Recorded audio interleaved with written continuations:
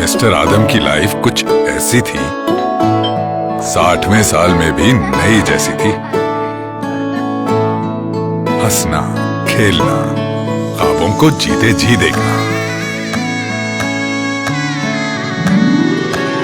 जिम्मेदारियों की पार्टनरशिप को आगे बढ़ाना, कामयाबी की तस्वीरों में अपनी काबिलियत से रंग भरना, अपनी मेहनत से जिंदगी को और भी हसीन बनाना, मुस्तकबिल पर नजर रखते हुए आज की खुशियों को ना भूलें, लाइफ को सिक्योर करके जीने का प्लान बनाएं।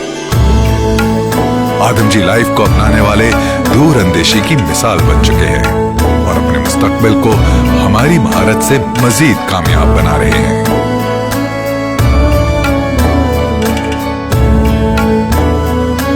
आदम जी लाइफ, भरोसेमंद साथ।